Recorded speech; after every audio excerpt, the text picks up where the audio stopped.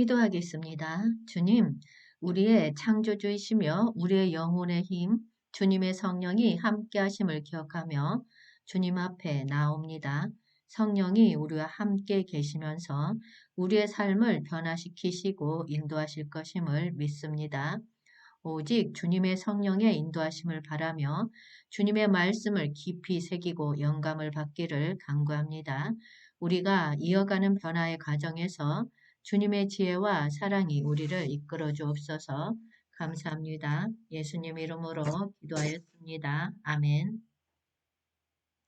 이 시간은 이번 주에 전한 말씀을 종합해서 성령과 함께하는 삶, 인도와 변화의 과정이라는 주제로 말씀을 전하도록 하겠습니다. 우리가 믿음의 여정을 걸어가면 성령의 역사를 경험하는 것은 하나님과의 깊은 관계를 형성하고 삶의 지속적인 변화를 가져올 수 있는 큰 은혜입니다. 우리가 이 주제를 다루는 이유는 성령의 역사를 통해 하나님이 우리 각자의 삶을 변화시키고 인도하시는 과정에 주목하기 위함입니다. 성령의 역사는 오직 개인적인 경험이 아니라 교회 역사와 세계의 역사에서도 두드러지게 나타납니다. 오늘 우리는 성령의 역사가 어떻게 우리의 삶을 향상시키고 하나님의 인도 아래에서 어떻게 성장과 변화가 일어나는지에 대해 탐구해 보겠습니다. 하나님의 말씀에 기반하여 성령의 역사를 이해하고 이를 통해 삶의 의미와 목적을 발견하는 과정에서 우리의 믿음이 깊어지고 강화되기를 기대합니다. 이제 함께 성령의 역사를 살펴보면서 하나님의 말씀으로 각자의 삶에 어떤 영향을 미치고 있는지를 깊이 생각하고 경험해 보도록 하겠습니다. 오늘 이 말씀을 통해 모두가 성령의 역사에 참여하고 하나님의 인도 아래에서 새로운 변화와 은혜를 경험할 수 있기를 기도합니다. 삶은 종종 어려움과 시련으로 가득합니다. 건강, 가족, 경제 등 다양한 측면에서 우리는 죽음의 그림자와 마주하게 됩니다. 때로는 우리 자신의 힘으로는 문제를 해결할 수 없다는 무력감을 느끼게 됩니다.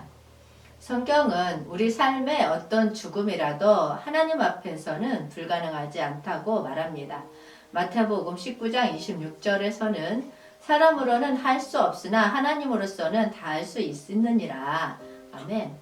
라는 말씀이 전해집니다. 우리의 무력함과 죽음 앞에서 하나님은 회복과 새로운 삶에 관한 약속하고 계십니다. 그러므로 예수 그리스도의 부활은 우리에게 놀라운 희망을 제공합니다. 그리스도는 자신의 죽음과 부활로서 우리에게 영원한 생명의 길을 열어주셨습니다. 우리는 예수 그리스도를 통해 실제적인 죽음과 삶의 변화를 경험할 수 있습니다. 우리는 하나님의 약속과 힘을 믿음으로 받아들이고 때로는 묵묵히 기다리는 것이 중요합니다. 성경은 믿음으로 인한 기다림이 하나님의 기이한 역사를 만들어낼 수 있다고 말합니다. 로마서 8장 11절 말씀 보겠습니다. 예수를 죽은 자 가운데서 살리신 이의 영이 너희 안에 거하시면 그리스도 예수를 죽은 자 가운데서 살리신 이가 너희 안에 거하시는 그의 영으로 말미암아 너희 죽을 몸도 살리시리라. 아멘.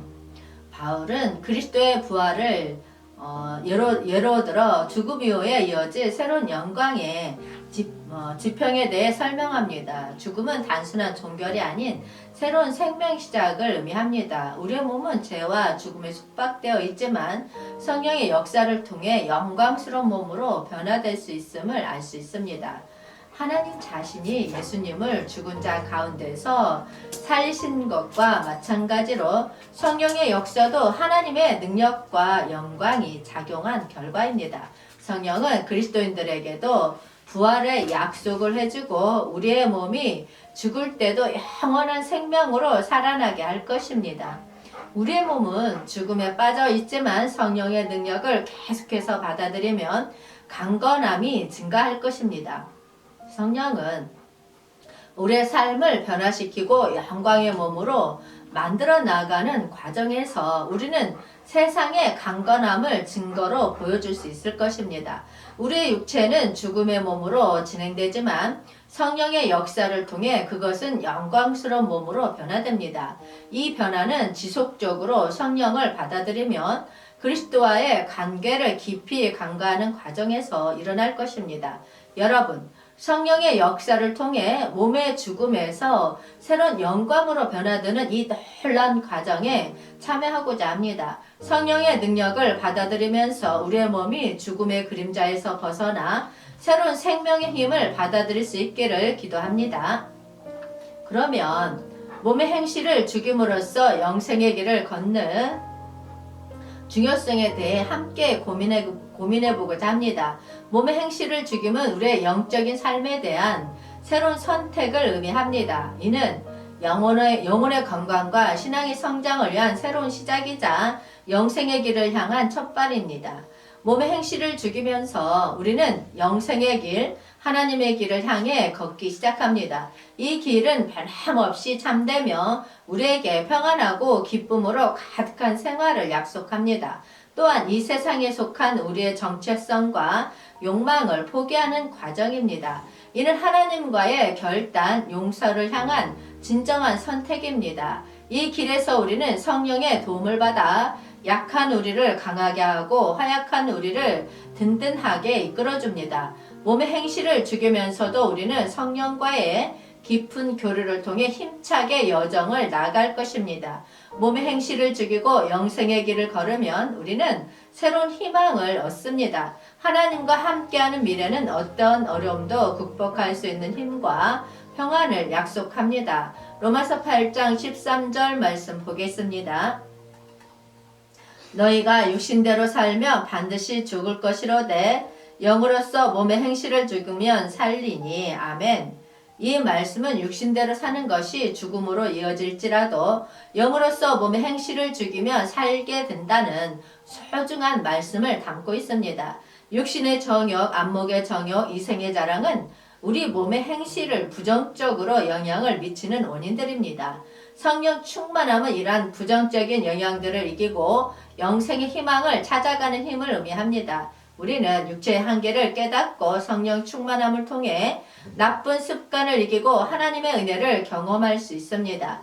몸의 행실을 죽인다는 것은 육체의 욕망과 정욕을 극복하고 성령 충만함을 힘을 받아 의로운 삶을 산다는 의미입니다. 성령은 나쁜 습관과 실족을 이기는 힘과 은혜를 주어 우리의 삶을 변화시킬 수 있습니다.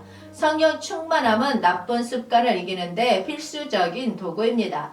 이는 우리의 의지와 능력만으로 이루어질 수 없고 성령의 도움이 필요한 일입니다. 우리는 성령 충만함을 받아들이고 나쁜 습관을 이기면서 하나님의 은혜를 더 깊이 체험할 수 있습니다.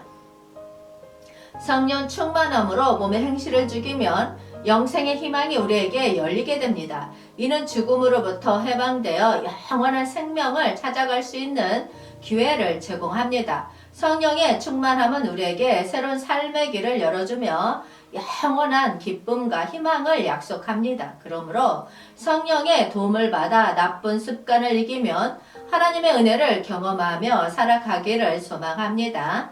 그렇다면 하나님의 인도함을 받아 삶을 걸어가는 의미에 대해서 함께 살펴보고자 합니다. 성경은 우리에게 하나님의 인도와 도움이 우리의 삶에 미치는 큰 의미에 대해 말씀하고 있습니다. 하나님의 인도는 성령에 의한 인도로서 우리의 삶을 올바른 길로 이끌어주시는 하나님의 큰 은혜를 나타냅니다. 우리가 하나님의 자녀로서 인도를 받으면 그는 아버지로서 우리를 안전하게 이끌어 주십니다. 그의 손에 맡기면 어떠한 어려움도 함께 극복할 수 있습니다. 하나님의 인도를 받는다는 것은 그의 지혜와 사랑을 신뢰하며 순종의 삶을 통해 그 인도를 받아들이는 것입니다. 우리의 마음을 열고 하나님을 의지함으로써 인도를 받을 수 있습니다. 하나님의 인도는 우리를 더 깊은 교류로 인도하려는 것입니다. 그의 계획에 따라 걷는 우리는 그를 더욱더 깊이 알게 되고 그의 사랑 속에서 자라게 됩니다. 인도받는 우리에게 하나님은 특별한 약속을 통해 지옥의 고통을 통과하지 통과하지 않게 하시겠다고 말씀하십니다. 하나님은 우리를 높이 들어주시고 영원한 삶을 약속하십니다. 로마서 8장 14절 말씀 보겠습니다. 무릇 하나님의 영으로 인도함을 받는 사람은 하나님의 아들이라. 아멘. 성령의 인도를 받는다는 것은 우리가 하나님의 아들, 하나님의 자녀로서 특별한 신분을 갖게 되어 좁은 길에서도 하나님의 인도와 함께 영원한 축복을 향해 나아갈 수 있는 것입니다. 무릇은 누구든지를 의미하며 이는 모든 믿는 자가 하나님의 영으로 인도받을 수 있다는 기쁜 소식입니다. 하나님의 영은 성령을 말하며 성령의 인도는 우리를 좁고 길지만 영원한 생명의 길로 인도해 줍니다. 하나님의 아들은 신분적인 격상을 나타내며 이는 우리가 하나님의 가족에 속하게 될 특권을 상징합니다. 이 특별한 신분은 노예와 구별되며 우리가 죄에 빚진 삶에서 벗어나 하나님의 의를 따르며 생명의 길을 걷게 만들어줍니다. 또한 몸의 행실을 죽임으로써 성령의 인도를 받아 영원한 생명의 길을 걸어가는 것은 좁고 길지만 풍요롭고 축복된 길을 선택하는 의미입니다. 성령은 우리에게 좋은 길을 보여주고 우리 행실을 인도하여 하나님과 함께 행한 여정에서 우리를 강건하게 하고 축복으로 이끕니다. 성령의 인도를 받으면서 나아가는 여정은 희망으로 가득 찬 길입니다. 이 길에서는 하나님의 인도와 함께 지나는 모든 순간이 축복과 은혜로 가득하게 됩니다. 영원한 생명의 희망과 함께 하나님의 아들, 하나님의 자녀로서의 특권을 누리며 몸의 행실을 죽이고 새로운 삶을 걸어가는 것이 우리의 목표입니다. 그러므로 성령의 인도를 통해 하나님의 자녀로서 특별한 행복과 희망으로 가득한 삶을 살아가기를 소망합니다. 여러분, 성령의 역사와 하나님의 인도는 우리를 변화시켜 영원한 생명으로 인도하기 위한 것임을 명심해야 합니다. 성령은 우리의 삶을 깊이 관찰하고 우리 안에서 참된 변화를 이끌어냅니다. 죄에서의 자유, 성품의 거룩함, 그리고 하나님과의 더 깊은 교류는 성령의 역사를 통해 나타납니다. 하나님의 인도는 우리를 단순히 현재의 문제나 어려움을 해결하는 데에 그치지 않습니다. 오히려 그것은 우리를 영원한 생명의 길로 인도함으로써 영원한 영광에 이르게 하는 길입니다. 성령의 역사와 하나님의 인도는 우리에게 희망과 안도를 남겨줍니다. 변화된 삶에서는 더 큰 희망과 하나님의 사랑을 경험할 수 있게 되어 우리의 삶은 더 풍요로워지게 됩니다. 우리는 창세기 32장에서 성령의 역사와 하나님의 인도를 받는 야곱을 볼 수 있습니다. 야곱은 밤에 두 아내와 두 여종 11아들을 인도하여 약복나루를 건너 시내를 건너가게 합니다. 이때 야곱은 홀로 남게 되고 그가 자기와 씨름하던 사람과 어긋난 허벅지 관절을 가지게 됩니다. 야곱이 자기와 씨름하던 사람은 하나님의 사자로 해석될 수 있습니다. 이 씨름은 야곱의 내면적인 갈등과 싸움을 나타냅니다. 우리도 종종 내면의 갈등과 투쟁을 경험하며 삶을 살아가는 것과 연결될 수 있습니다. 야곱의 허벅지 관절이 어긋난 것은 그가 하나님과 씨름하며 변화되고 있음을 상징하고 있습니다. 이는 우리가 하나님과의 관계에서 변화하고 종종 어려움과 투쟁을 겪게 되지만 그 과정에서 신성한 힘을 얻는다는 의미입니다. 씨름 끝에 야곱에게 이스라엘이라는 이름을 주고 그곳을 분이엘이라 이름을 붙입니다. 이는 야곱이 변하여 이스라엘로 다시 태어났음을 나타내며 하나님과의 신속한 씨름을 통해 변화된 모습을 상징합니다. 씨름 끝에 그 사람은 야곱에게 축복하고 그곳 이름을 분이엘이라 지었습니다. 이는 하나님의 축복과 함께 변화의 장소로 기억된다는 의미를 담고 있습니다. 이것은 우리는 성령의 역사와 하나님의 인도가 종종 우리의 내면에서 투쟁과 어려움을 동반한다는 것을 알 수 있습니다. 하지만 이 투쟁과 어려움을 통해 우리는 하나님의 인도를 받고 변화하여 새로운 삶을 시작할 수 있습니다. 야곱의 변화는 우리가 하나님과 씨름하며 어려움을 이겨내고자 할 때 우리에게 주어지는 희망과 힘을 상징적으로 보여줍니다. 이를 통해 하나님의 성령은 우리의 삶을 변화시키며 새로운 이름과 축복을 주십니다. 그리고 이 변화된 모습으로 우리는 하나님의 인도에 순응하여 분열의 축복을 받게 되는 것입니다.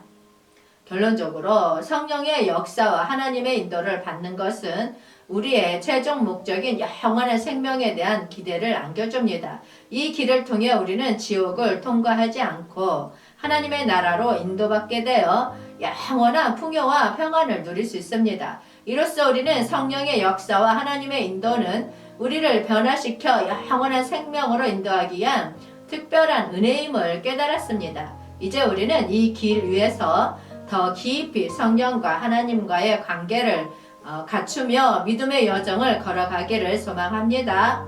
우리는 성령과의 동역을 통해 천국의 축복을 경험할 수 있습니다. 성령은 하나님의 존재와 권능을 우리에게 실감하게 하며 그 교류는 우리의 삶에 놀라운 변화를 가져옵니다. 첫 번째로 성령과의 동역은 우리에게 하나님의 사랑과 가까움을 느끼게 합니다. 성령은 우리를 깊이 이해하고 돌보며 그 무한한 사랑을 통해 우리의 상처를 치유하고 새로운 희망을 주십니다. 두 번째로 성령과의 동역은 우리의 믿음을 강화시킵니다. 우리가 성령과 협력하며 성경을 통해 하나님의 말씀을 깊이 이해하고 받아들일 때 믿음은 더욱 튼튼해지고 견고해집니다. 세 번째로 성령과의 동역은 우리에게 신비한 지혜와 통찰력을 주십니다. 생활 속에서 마주하는 어려움과 의문에 대해 성령의 지혜로 인해 명확한 방향을 찾을 수 있고 하나님의 계획을 더욱 깊이 이해할 수 있습니다. 네 번째로 성령과의 동역은 우리에게 하나님의 뜻을 이해하고 그에 순종하는 능력을 부여합니다. 성령의 인도 아래에서 우리는 하나님의 뜻을 적극적으로 수행함으로써 더 큰 기쁨과 축복을 경험할 수 있습니다. 마지막으로 성령과의 동역은 우리를 하나님의 나라의 일꾼으로 헌신하게 만듭니다. 성령은 우리에게 특별한 은사와 능력을 부여하여 주변 사람들에게 하나님의 사랑을 전하고 섬기는 데에 기여하도록 이끕니다. 이처럼 성령과의 동역은 우리의 삶을 깊이 풍요롭게 만들어주며 하나님의 천국적 축복을 우리에게 기울여주는 특별한 경험이라 할 수 있습니다. 오늘은 이러한 성령과의 동역을 통해 우리가 어떻게 하나님의 천국적 축복을 맛보게 되는지 함께 알아보도록 하겠습니다.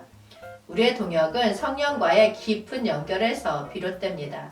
성령이 우리 안에 계시더라도 우리는 그분을 더 강하게 추구하며 접촉점을 가져와야 합니다. 이는 마치 스위치를 켜는 것과 같아서 성령이 우리 삶에 역사하고 기적을 이룰 수 있도록 기회를 제공하는 것입니다. 우리의 동역은 성령과의 더 깊은 관계를 형성하는 열망에서 시작됩니다. 그분을 바라보고 기도하고 찾고 주감으로써 우리는 하나님의 신비한 인도에 순종하고자 합니다.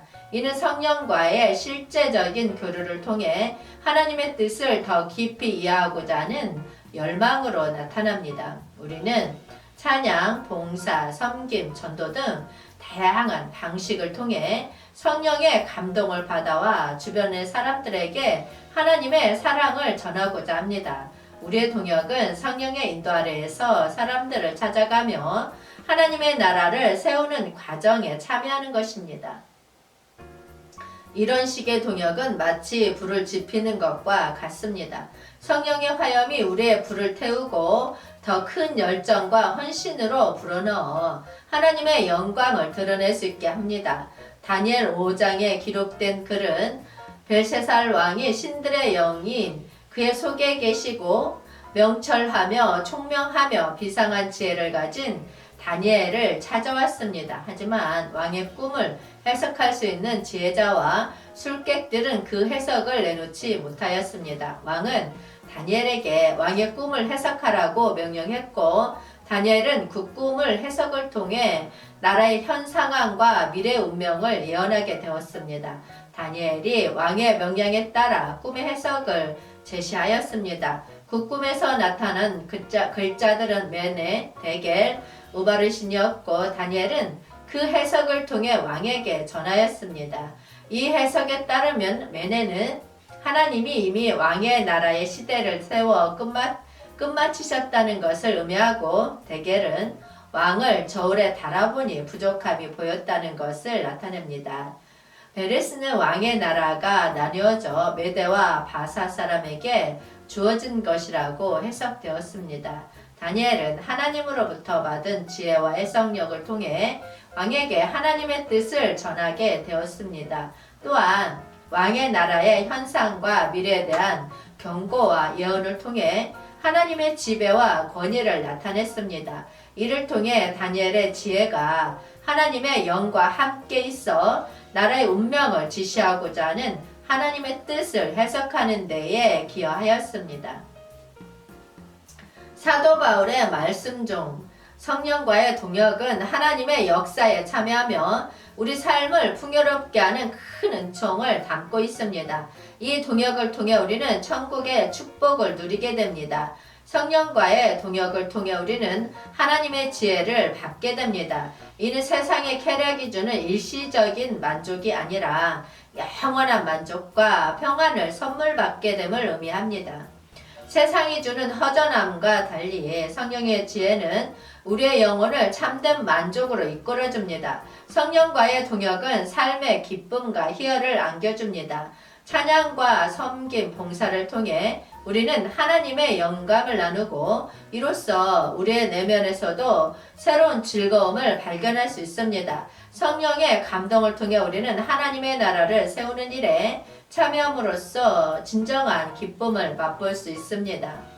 이 세상에서도 성령과의 동역을 통해 천국의 축복을 누릴 수 있습니다. 성령 충만함은 우리에게 특별한 경험을 제공하며 우리의 일상에서도 하나님의 인도하심을 느낄 수 있도록 도와줍니다. 이는 믿음으로 걸어가는 여정에서 이 땅에서도 하나님의 축복과 지혜를 맛보게 하는 것입니다. 로마서 8장 23절 말씀 보겠습니다. 그뿐 아니라 또한 우리 곧 성령의 처음 익은 열매를 받은 우리까지도 속으로 탄식하여 양자될 것 곧 우리의 몸의 속량을 기다리느니라. 아멘. 이 말씀은 우리가 성령의 동역을 통해 맛보는 천국의 축복에 대한 아름다운 진리를 담고 있습니다. 이 세상에서도 천국의 즐거움을 맛보기 위해서는 성령과의 동역이 필수적입니다. 성령이 우리 안에 계시면서 우리는 그분을 추구하고 접촉점을 가져와야 합니다. 성령의 동역은 우리의 삶의 스위치를 켜는 것과 같습니다. 우리는 성령의 역사할 수 있도록 그분에게 기회를 제공하며 찬양, 봉사, 섬김, 전도를 통해 성령의 감동으로 사람들을 찾아 방문합니다. 또한 성령의 처음 익은 열매를 받음으로써 우리는 하나님의 양자가 되었습니다. 그것은 고대의 농경 사회에서 첫 수확을 하나님에게 바치는 풍습에서 나온 아름다운 비유입니다. 바울은 이를 통해 그리스도인들이 세례와 함께 받은 성령을 첫 열매에 비유하여 말하고 있습니다.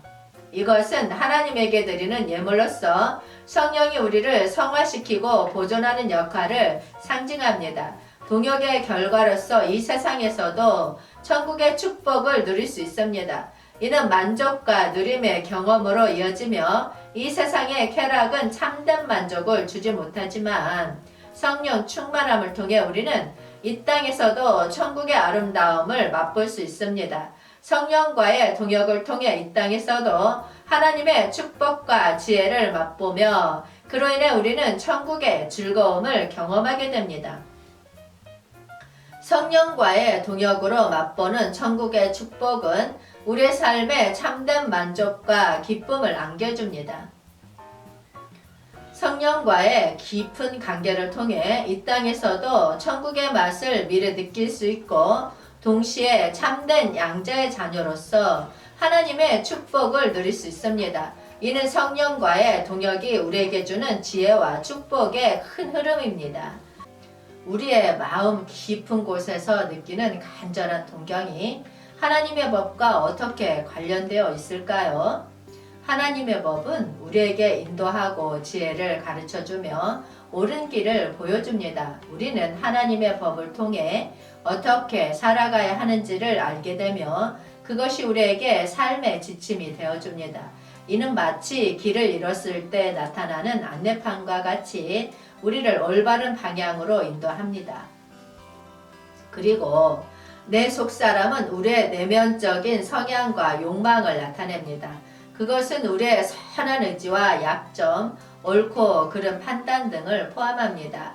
하나님의 법과의 갈등은 종종 우리의 속사람의 성향과 충돌을 초래합니다. 그러나 이는 우리가 하나님의 도움과 은혜를 빌며 내 속사람을 통해 더 깊은 영적 성장을 이뤄낼 수 있는 기회가 됩니다. 또한 마음의 간절한 동경은 하나님의 법을 향한 우리의 열망과 의지를 나타냅니다. 이는 더 깊은 영적 관계를 원하는 우리의 마음에서 비롯된 것입니다. 하나님의 법을 지켜나가는 것은 우리의 마음이 하나님과의 조화를 이루기를 원하는 동경의 표현입니다. 그러나 동시에 내 속사람이 가지고 있는 약점과 경험으로 인해 종종 법을 위반하게 하는 현실도 인정해야 합니다. 이는 우리가 하나님의 은혜와 사랑을 더욱 필요로 하는 순간이 됩니다. 마지막으로 마음의 간절한 동경은 우리가 항상 하나님의 도움을 필요로 한다는 깊은 의미를 담고 있습니다. 이 동경은 우리를 겸손하게 하며 자신의 힘으로는 이뤄낼 수 없는 것들을 하나님께 의지하여 이루고자 하는 열망을 나타냅니다. 이러한 관점에서 하나님의 법과 내 속사람 그리고 마음의 간절한 동경은 우리의 영적인 여정에서 상호작용하면서 하나님과 깊은 관계를 형성하는 과정에서 중요한 역할을 합니다. 이를 통해 하나님의 도움과 은혜를 더욱 간절히 필요로 하는 우리 자신을 발견하며 그 속에서 큰 희망을 얻을 수 있기를 기도합니다. 그렇다면 하나님의 법은 우리에게 어떠한 역할을 할까요? 하나님의 법은 우리에게 그 안에서 찾을 수 있는 지혜와 안정을 제공합니다. 하나님의 법은 우리에게 안전한 길을 안내합니다. 삶은 종종 어려운 선택과 시련으로 가득합니다. 하나님의 법은 우리에게 옳은 길을 보여주고 그 길에서 더 나은 삶을 살 수 있도록 도와줍니다. 예수 그리스도의 가르침은 사랑과 간용, 진리와 정의를 중시합니다. 이를 따르면 삶의 길이 더욱 밝아지고 안정된 것을 느낄 수 있을 것입니다. 그리고 하나님의 법은 우리에게 공정함을 가르쳐 줍니다. 어떠한 상황에서도 공정한 마음가짐으로 행동하는 것은 훌륭한 미덕입니다. 하나님의 법은 차별과 불평등을 거부하며 모든 사람에 대한 사랑과 배려를 장려합니다. 이러한 가치를 통해 우리는 더 나은 사회를 만들 수 있고 서로를 이해하며 협력하는 공동체를 형성할 수 있을 것입니다. 또한 하나님의 법은 우리에게 감사와 즐거움을 배우게 합니다. 감사와 즐거움은 우리의 마음을 풍부하게 만들어줍니다. 하나님의 법을 따를 때에 우리는 생명의 가치를 깨닫고 더 큰 의미를 찾게 됩니다. 감사와 즐거움의 마음은 우리를 긍정적으로 이끄는 원동력이 될 것이며 어려움 속에서도 희망을 유지하는 데 도움이 될 것입니다. 이렇듯 하나님의 법은 우리에게 안전한 길, 공정함, 감사와 즐거움의 가치를 제공합니다. 이를 통해 우리는 더 풍성하고 의미 있는 삶을 살아갈 수 있을 것입니다. 하나님의 법을 따르며 서로에게 사랑과 이해를 베풀며 공동체로서 함께 성장하는 삶을 창조해 나가길 기대합니다. 그러면 우리가 알고 있는 하나님의 법은 무엇을 말할까요? 우리가 흔히 알고 있는 하나님의 법은 구약의 10계명, 즉 율법입니다. 이 10계명은 우리에게 지혜로운 삶을 알려주는 보석 같은 교훈으로 우리의 인생을 밝히고 지도하는 길이 되어줍니다. 첫 번째로 10계명은 하나님과의 관계를 강화합니다. 첫 번째 계명에서는 나는 너희의 하나님이니 나 외에 다른 신들을 너희가 두지 말라라고 말씀하십니다. 이것은 우리에게 하나님을 최우선으로 두라는 지침입니다. 하나님을 통해 우리는 영적인 안정과 평화를 얻을 수 있으며 이는 삶의 근본이 됩니다. 두 번째로 십계명은 인간 관계를 강화합니다. 부모를 공경하라, 살인하지 말라, 거짓 증언하지 말라 등의 계명은 서로를 존중하고 사랑하는 방법을 가르칩니다. 이를 통해 우리는 가정과 사회에서 상호 존중과 이해를 기반으로 하는 건강한 관계를 형성할 수 있을 것입니다. 세 번째로 십계명은 소유욕을 억제하고 만족과 감사의 삶을 추구합니다. 이웃의 아내를 탐내지 말라, 이웃의 물건을 탐내지 말라 등의 계명은 욕망을 억누르고 오히려 주변의 축복을 고백하며 삶을 살라는 교훈입니다. 이를 통해 우리는 더 풍요로운 영혼적 삶을 찾을 수 있을 것입니다. 이렇듯 십계명은 하나님의 법으로서 우리에게 올바른 길을 보여주며 삶의 각 영역에서 지혜롭게 행동하도록 이끌어줍니다. 이 지혜의 길을 따라가면 우리는 풍요로운 삶을 누릴 뿐 아니라 주변을 더 나은 곳으로 변화시킬 수 있는 힘을 발휘할 수 있을 것입니다. 로마서 7장 22절 말씀에서 바울은 말하고 있습니다. 내 속사람으로는 하나님의 법을 즐거워하되. 아멘. 이 부분에서 속사람이란 개념은 바울은 인간의 본성과 한계성을 넘어선 신성한 측면을 가리키는 것으로 소개합니다.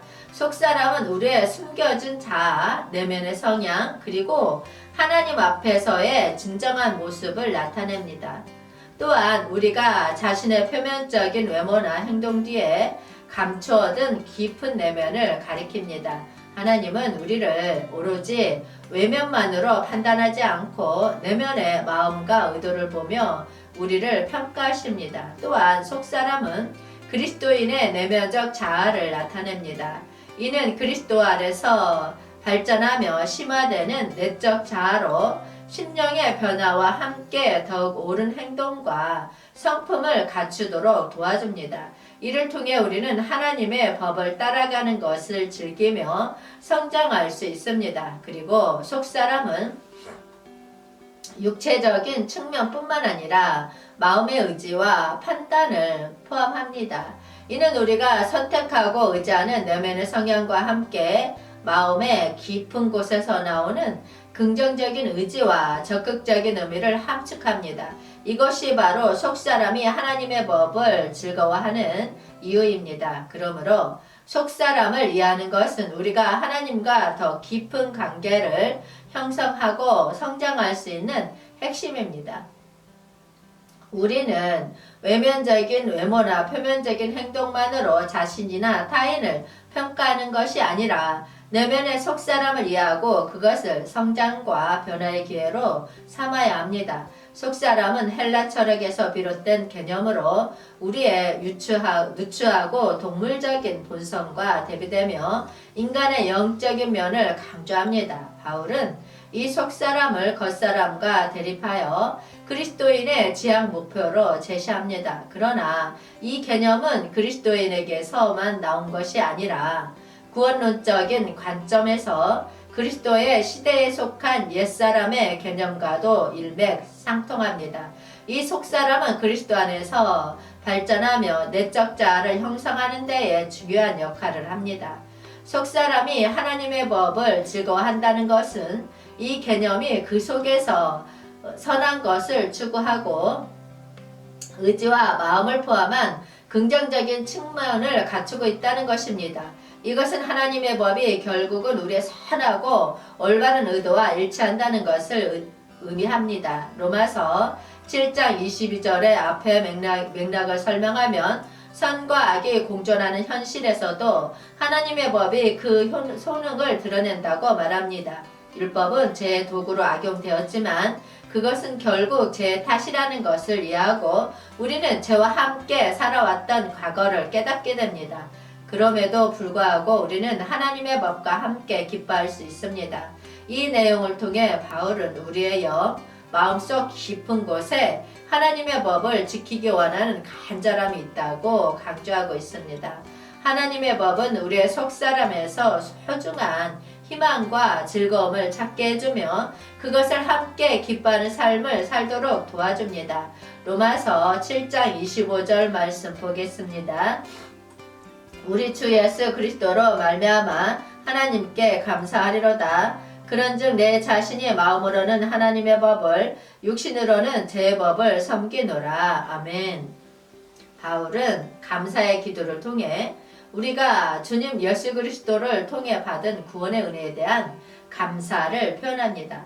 이 은혜 덕분에 우리는 죄에서 해방되었고 율법의 족쇄로부터 자유로워졌습니다.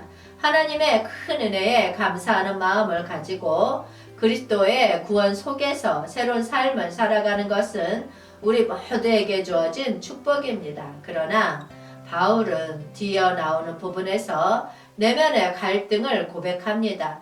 내 자신이 마음으로는 하나님의 법을 육신으로는 제 법을 섬기노라. 아멘. 이는 마음속에 간절한 욕망에도 불구하고 육신이 여전히 죄의 유혹에 노출되어 있다는 것을 보여줍니다. 이는 우리가 이 세상에서 살아가면서 마주하는 현실적인 도전과 갈등을 나타냅니다. 이 중립적인 대안이 없는 상황에서 바울은 우리가 하나님의 법에 따라 살되 동시에 실제적인 갈등과 육체적인 유혹에 맞서 싸워야 한다고 동의합니다. 이것은 누구나 죄의 노예로서 살아가야 하는 현실을 인식하면서도 그리스도 안에서 하나님의 도움과 은혜를 받아 지성적인 판단을 할 수 있도록 우리를 격려하는 것입니다. 우리는 하나님의 도움과 은혜를 필요로 합니다. 마음으로 하나님의 법을 섬기고 육신으로는 죄의 유혹에 맞서 싸우는 삶은 쉽지 않습니다. 그러나 주님 예수 그리스도의 은혜는 우리에게 충분한 힘을 주어 이 도전에 맞서고 새로운 삶을 살아갈 수 있도록 도와줍니다. 우리는 모두 내면에서의 갈등과 끊임없는 육체적인 유혹과의 싸움을 경험하고 있습니다. 그러나 우리는 주님 예수 그리스도의 은혜와 하나님의 도움을 통해 이러한 갈등을 극복할 수 있습니다. 오늘은 어떻게 하나님의 은혜를 받아 이 갈등을 이겨내는지에 대해 함께 생각해 보겠습니다. 먼저 하나님의 은혜를 받은 것은 스스로의 힘으로 이 갈등을 이겨내기보다는 주님에게 의지하고 도움을 청하는 것입니다. 바울은 여러 상황에서 기도를 드리며 주님께 은혜를 구합니다. 마찬가지로 우리도 매일 기도와 성경의 말씀을 통해 주님께 다가가면서 하나님의 도움을 구할 수 있습니다. 그리고 주님 예수 그리스도의 사랑과 은혜를 깊이 이해하면서 영적으로 성장하는 것이 중요합니다. 하나님의 사랑은 우리를 변화시키고 새로운 존재로 만듭니다. 그리스도의 사랑을 깊이 체험하면 우리는 죄에 대한 욕망을 이기고 하나님의 법을 마음속 깊은 곳에서 섬길 수 있게 됩니다. 또한 하나님의 말씀과 영적인 자극을 통해 마음을 강건하게 유지하는 것이 필요합니다. 성경의 말씀은 우리에게 은혜와 힘을 주어 영적인 갈등에 맞서게 합니다. 또한 기도와 찬양을 통해 하나님과의 교통을 강화하면서 갈등 속에서도 안정된 마음을 유지할 수 있습니다. 그러므로 믿음의 공동체에서 서로에게 지지를 구하고 응원을 주는 것이 중요합니다. 함께 기도하고 나눔하는 공동체는 하나님의 도움을 받을 수 있는 중요한 장소입니다. 서로의 갈등을 나누고 기도함으로써 우리는 하나님의 은혜를 더 풍부하게 경험할 수 있습니다. 이렇게 하나님의 은혜와 도움을 통해 우리는 갈등을 극복하고 성장할 수 있습니다. 예수 그리스도의 사랑에 힘입어 갈등 속에서도 평안하고 확신 있는 삶을 살아가기를 소망합니다. 오늘은 우리의 내면에서 벌어지는 종종 간과되고 무시되는 마음속의 전쟁에 대해 이야기하고자 합니다. 우리는 어떻게 하면 더 나은 사람이 되고 더 긍정적이고 선한 생각으로 가득 찬 삶을 살아갈 수 있는지에 대해 고민해 보려고 합니다. 우리의 마음은 종종 양면성을 가지고 있습니다. 선하고 긍정적인 생각은 우리를 더 나은 방향으로 인도하며 다른 사람들과 조화롭게 살아갈 수 있게 만들어줍니다. 그러나 동시에 부정적인 생각, 유혹, 그리고 무엇보다도 나쁜 습관은 우리의 내면에서 힘을 발휘하고 있습니다. 이 두 가지 힘이 충돌하는 순간 마음속에서 갈등이 발생합니다. 오늘은 이 마음의 갈등을 극복하고 선한 생각을 향해 나아가는 법에 대해 생각해 보고자 합니다. 마음의 법을 깨닫고 그 깊은 곳에서 우리가 어떻게 선을 선택하고 긍정적인 생각을 강화할 수 있는지 함께 알아보도록 하겠습니다. 좋은 생각은 마음의 깊은 곳에서부터 나옵니다. 그러면 선을 향한 생각의 법, 어떻게 우리가 긍정적인 변화로 이끌어갈 수 있을까요? 우리가 선을 향한 생각의 법을 따라가면 더 나은 세상을 창조할 수 있고 동시에 우리 자신에게도 풍요로운 삶을 가져다 줄 것입니다. 첫 번째로 우리는 자주 마음에 질문을 던져봐야 합니다. 나는 지금 어떤 생각을 갖고 있나요? 이 생각이 선한 방향으로 나아가고 있는 건가요? 라는 간단한 질문이 우리의 내면에 있는 긍정적인 에너지를 깨우칠 수 있습니다. 마음의 깊은 곳에서 선한 생각을 찾고 발전시키는 것이 중요합니다. 두 번째로 타인과의 소통에서 우리의 언어 선택이 큰 역할을 합니다.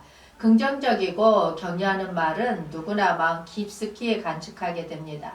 우리가 주는 언어가 상대방의 마음을 어떻게 바꾸고 영향을 끼치는지를 고민해 보아야 합니다. 서로를 격려하고 지지함으로써 우리는 공동체의 선순환을 만들어갈 수 있습니다. 세 번째로 감사와 긍정의 마음을 기르는 것이 중요합니다.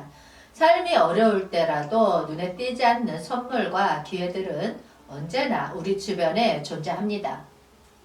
이를 발견하고 감사하는 마음을 키움으로써 우리는 자연스럽게 긍정적인 에너지를 끌어들일 수 있습니다. 그리고 마음속 깊은 곳에 있는 선한 욕망을 믿고 따라가는 노력을 아끼지 않기를 바랍니다.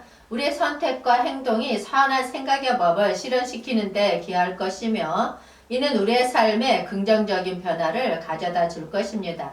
오늘부터 우리는 선한 생각을 키우며 세상을 밝게 비춰나가는 여정에 동참해 봅시다. 인간이라는 존재가 타락할지라도 그 마음속 깊은 곳에 선을 행하고자 하는 간절한 욕망이 존재합니다. 마치 고양이가 태어날 때부터 쥐를 잡는 법을 가지듯이 우리도 태어날 때부터 선을 향한 생각의 법을 갖고 태어난다는 사실을 생각해 봅시다. 그러나 가끔은 내 지체 속에 다른 법이 내 마음의 법과 싸워 우리의 선한 욕망을 어렵게 만들기도 합니다. 우리는 모두 인간이라는 본질을 지니고 있습니다. 그 중에서도 선한 행동을 향한 욕망은 우리가 어떤 환경에 놓여 있든 깊숙이 내재되어 있습니다. 그러나 우리의 인간다움은 타락을 경험하는 과정에서 종종 어긋날 수 있습니다. 내 지체 속에 다른 법들이 나타나면서 우리는 내면의 갈등에 직면하게 됩니다. 하지만 이 갈등은 결국 우리가 선한 생각의 법을 완전히 잃었다는 것을 의미하지 않습니다. 마음속 깊은 곳에 숨어있는 선한 욕망은 언제나 우리를 이끌고 있습니다. 우리가 겪는 갈등은 내면의 선한 힘과 외부의 유혹이 서로 충돌하는 과정일 뿐입니다. 이를 극복하고자 하는 노력과 우리의 의지가 우리를 선한 행동으로 이끌어갈 것입니다. 여러분, 우리는 모두 선한 욕망을 가진 존재로 태어났습니다. 내면의 갈등의 싸움이라도 선한 힘을 믿고 우리의 마음속에 있는 선한 생각의 법을 따라가기 위한 노력을 아끼지 않기를 바랍니다. 로마서 7장 23절 말씀 보겠습니다. 내 지체 속에서 한 다른 법이 내 마음의 법과 싸워 내 지체 속에 있는 죄의 법으로 나를 사로잡는 것을 보는도다. 아멘. 이 말씀이 우리의 내면에서 벌어지는 선과 악의 갈등을 나타내고 있습니다. 우리는 태어날 때부터 마음속에 선한 욕망을 품고 있습니다. 그러나 지체, 우리의 육체와 육신 또한 외부의 영향으로부터 인해 우리의 선한 욕망이 어렵게 싸워야 하는 갈등에 놓이게 됩니다. 이는 마치 내 지체 속에서 한 다른 법이 내 마음의 법과 싸우는 죄의 법으로 나를 사로잡고 있다는 것과도 연결됩니다. 우리의 마음은 선을 향해 나아가려는 간절한 욕망을 품고 있지만 동시에 지체 속에서는 다른 법과의 갈등이 일어납니다. 이 갈등은 우리가 선을 선택하려는 노력을 방해하고 때로는 선한 행동에서 멀어지게 만듭니다. 하지만 이것은 우리가 극복해야 할 도전이며 내 마음의 선한 욕망을 실현하기 위한 여정의 일부입니다. 우리는 내면의 갈등을 이겨내기 위해 마음과 지체 간의 조화를 찾아야 합니다. 내가 원하는 바 선한 행동은 지체 속에서 이루어지지 않을 때 그동안의 고난과 시련을 통해 더욱 강해질 것입니다. 내 마음의 선한 욕망을 지체의 갈등과 싸움에서 해방시키는 것은 우리가 선한 길로 나가기 위한 필수적인 단계입니다. 여러분, 내 마음의 선한 욕망은 지체 속의 갈등을 극복하여 향상될 수 있습니다. 우리는 마음과 지체 간의 이러한 갈등을 이겨내고 내면의 선한 힘을 발휘하여 더 나은 삶을 창조할 수 있습니다. 지금부터 우리는 선을 향한 극복의 여정에 참여하여서 내 마음의 선한 욕망이 이끄는 길을 따라 나아가 봅시다. 로마서 7장 19절 말씀 보겠습니다. 내가 원하는 바 선은 하지 아니하고 도리어 원치 않은 바 악은 행하는도다. 아멘. 이 말씀은 마치 우리의 마음이 선을 향한 간절한 욕망을 품고 있지만 다른 법과의 갈등으로 인해 선을 우리가 하기 어려운 현실을 나타내고 있습니다. 바울은 푸다소와 포요라는 두 동사를 거의 동일한 의미로 사용하면서 나의 의지가 추구하는 것이 선이라면 그 의지가 악의 충동에 의해 어려움을 겪는 현실을 표현하고 있습니다. 여기에서 나는 율법을 통해 제시된 선악간의 판단을 할 수 있을 뿐 아니라 그것을 향한 의지도 가지고 있다는 현실을 알 수 있습니다. 우리 또한 자주 원하는 선을 향한 욕망을 품지만 그 선을 실현하기 위해서는 다른 법과의 갈등을 극복해야 합니다. 선한 의지는 종종 현실적인 어려움에 부딪혀 원하는 대로 이루어지지 않을 때가 많습니다. 이는 우리가 하나님의 도움과 은혜를 필요로 하는 시점이며 그 도움이 없이는 원하는 선을 실현하기가 어려워진다는 것을 알려줍니다. 그러나 이 어려움과 갈등은 우리에게 더 큰 의미를 부여합니다. 하나님의 도움과 은혜를 받아 선을 향한 욕망을 극복하는 여정이 우리의 믿음을 강화하고 하나님과 함께 한다는 확신을 심어줄 것입니다. 오늘 함께 이 어려운 현실에 끊임없이 도전하면서도 하나님의 도움을 이루며 나아가 봅시다. 우리의 선한 욕망이 죄와의 싸움 속에서 갇히고 있다는 현실입니다. 하지만 우리는 이 갈등을 통해 더 강해질 수 있고 선한 행동을 향한 욕망이 더 깊어질 수 있다는 희망을 얻을 수 있습니다. 내면에서 선한 행동을 향한 욕망은 우리가 태어날 때부터 깊숙이 간직한 운명이자 하나님의 선한 의미입니다. 우리는 내면의 선한 힘을 깨우치고 하나님의 도움을 빌어 나아가야 합니다. 내면의 갈등을 극복하고 선한 행동을 실현하기 위한 노력이 우리의 믿음을 강화하고 하나님과 함께 한다는 확신을 심어줄 것입니다. 마태복음 22장 39절 말씀에 내 이웃을 내 자신같이 사랑하라 라는 주님의 말씀은 선한 행동과 마음의 법을 향한 욕망을 강조하며 현실에서는 서로 다른 사람과의 갈등과 어려움이 발생할 수 있다는 현실적인 부분을 담고 있습니다. 이 가르침은 선을 향한 욕망과 그것을 실천하는 데 놓인 갈등을 극복하는 훌륭한 지침을 제시하고 있습니다. 먼저 내 이웃을 내 자신같이 사랑하라는 우리에게 선한 행동을 향한 욕망을 강조합니다. 이것은 마음속 깊은 곳에서 우리가 가진 선한 욕망을 깨우칩니다. 주님은 우리에게 서로를 사랑하고 배려하는 마음을 가지라고 가르치셨습니다. 이는 우리가 선한 행동을 향해 나아가는 동기를 부여합니다. 또한 내 이웃을 내 자신같이 사랑하라는 현실에서는 서로 다른 사람과의 관계에서 갈등과 어려움이 발생할 수 있다는 현실적인 부분을 반영합니다. 우리는 각자 다른 배경, 경험, 생각을 가지고 있기 때문에 서로를 이해하고 받아들이는 것이 쉽지 않을 수 있습니다. 하지만 주님은 우리에게 이러한 어려움을 극복하고 서로를 사랑하는 마음을 가지라고 가르치셨습니다. 이러한 말씀을 통해 듣는 이들은 선한 행동을 향한 욕망을 가짐으로써 갈등을 극복하는 길을 찾을 수 있다는 희망을 얻을 수 있습니다. 선을 실천하기 위해서는 서로를 이해하고 사랑하는 마음이 필요하며 이는 현실적인 어려움을 극복하는 데에 도움이 될 것입니다. 이 가르침을 마음에 새기며 선한 행동을 위한 욕망을 실천하는 여정에서 서로에게 더 가까워지고 더 나은 세상을 창조해 나갈 수 있습니다. 기도하겠습니다. 주님의 성령이 우리와 함께 하시는 동안에도 우리는 종종 삶의 어려움과 유혹에 직면합니다. 성령이 우리의 영혼을 강화하고 주님의 뜻을 따르도록 도우시기를 간구합니다. 우리가 변화의 과정에서 힘들게 느낄 때 주님의 성령이 우리를 안위하시고 우리의 마음에 평안을 주옵소서. 주님의 인도하심을 통해 인도에서 높아지는 삶의 목표를 이해하고 주님의 뜻을 충실히 이행할 수 있도록 도와주옵소서. 성령의 힘으로 우리를 변화시키시고 주님과 더 가까워지게 하여 새로운 삶으로 나아갈 수 있도록 믿음을 가지고 바라며 기도합니다. 주님의 성령과 함께하는 이 삶이 주님의 영광을 나타내고 우리 주변의 세계에도 영향을 미치게 하옵소서. 우리를 생명의 파멸에서 속량하시고 우리의 모든 병을 고치시고 모든 죄악을 사하시는 주님, 모든 존귀와 영광 받으시옵소서.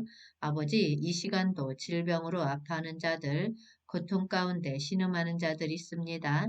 당신의 치유의 손으로 긍휼히 여겨 어루만져 주옵소서. 당신의 보혈의 피로 덮어주사 깨끗이 씻어 주옵소서. 모든 병마에서 일어날 수 있도록 아버지 도와주시옵소서. 주님, 영적으로 어둠 가운데 있는 사람들, 정신적으로 방황하고 있는 사람들 치유해 주실 줄 믿습니다. 주님, 이들을 위해 기도합니다. 아픈 곳에 병든 곳에 손을 얹은즉 즉시 나으리라 하셨습니다. 믿음으로 선포합니다. 병든 곳에 아픈 곳에 통증이 있는 곳에 아버지 믿음의 손을 얹고 기도하며 나아갈 때 그 즉시 치료되어지는 기적의 역사가 나타날 수 있도록 축복하여 주시옵소서. 축복하여 주시옵소서. 오 성령님 임하여 주시옵소서. 임하여 주시옵소서. 더욱 임하여 주시옵소서. 더욱 오 성령님 강건하게 임하여 주시옵소서. 강건하게 임하여 주시옵소서. 더욱 강건하게 임하여 주시옵소서. 오 성령님 충만하게 임하여 주시옵소서. 오 성령님 충만하게 임하여 주시옵소서. 오 성령님 충만하게 임하여 주시옵소서. 더욱 충만하게 임하여 주시옵소서. 이 시간 주님께서 신우신념을 치유해 주신다고 하십니다. 아멘으로 받고 믿고 나아갈 때 치유의 역사가 일어납니다. 통증은 사라져라. 통증은 사라져라. 부종은 가라앉을지어다. 부종은 가라앉을지어다. 부종은 가라앉을지어다. 발열은 내려가라. 발열은 내려갈지어다. 발열은 내려가라. 통증은 사라져라. 통증은 사라져라. 통증은 사라질지어다. 우리 몸을 괴롭히는 모든 병만은 떠나가라.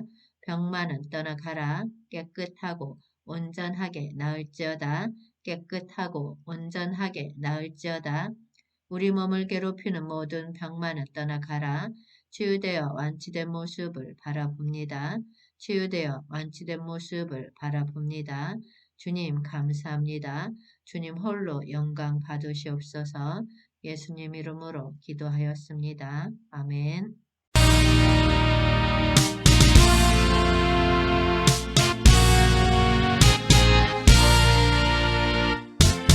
그 누가 문을 두드려 그 누가 문을 두드려 어제인 왜 대답 안 나 그 누가 문을 두드려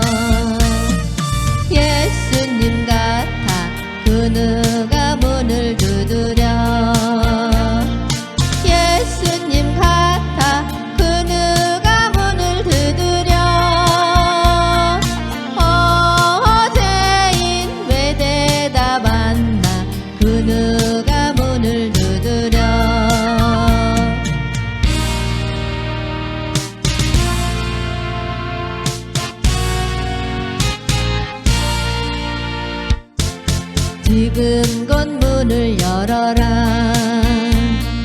지금 건문을 열어라. 우리들을 불러주신다. 지금 건문을 열어라. 은혜 주신다. 지금 건문을 열어라. 은혜 주신다. 지금 건문을 열어라. 우리들을 불러주신다. 지금 건문을 열어라.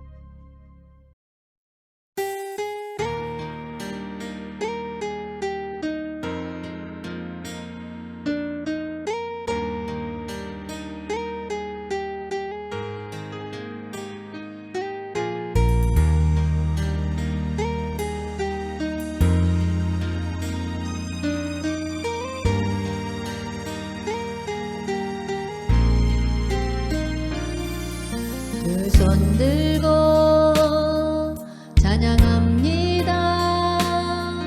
다시 오실 왕 여호와께 오직 주만이 나를 다스리네.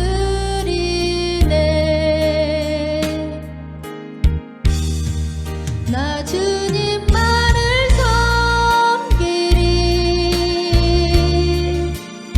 헛된 마음 버리고 성령이여 내 영혼 충만하게 하소서. 주님 앞에 내 영혼 드리리라.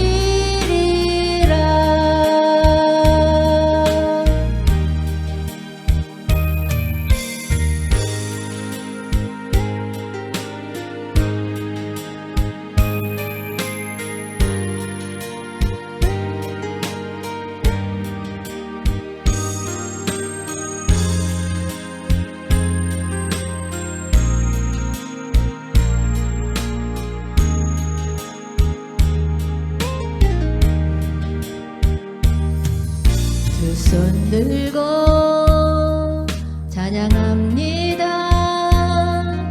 다시 오실 왕 여호와께 오직 주만이 나를 다스리네.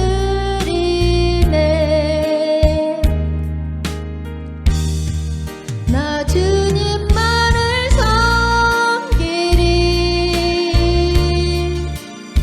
헛된 마음 버리고 성령이여 내 영혼 충만하게 하소서. 주님 앞에 내 영혼 드리리라.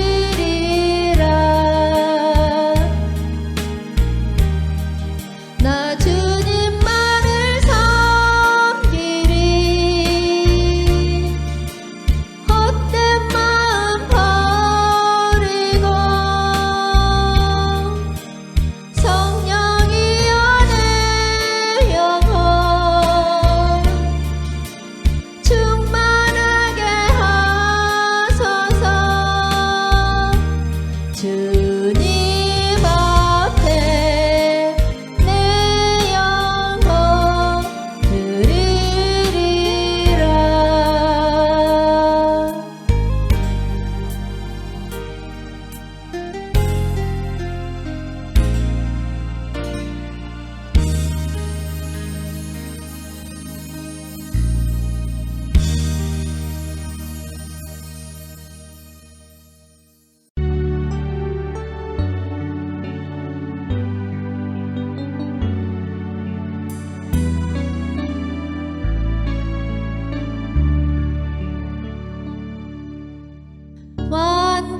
완전하신 나의 주 의의 길로 날 인도하소서.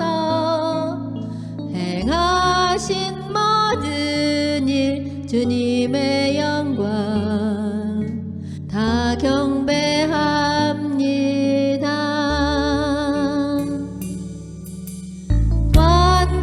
완전하신 나의 주 의의 길로 날 인도하소서. 행하신 모든 일 주님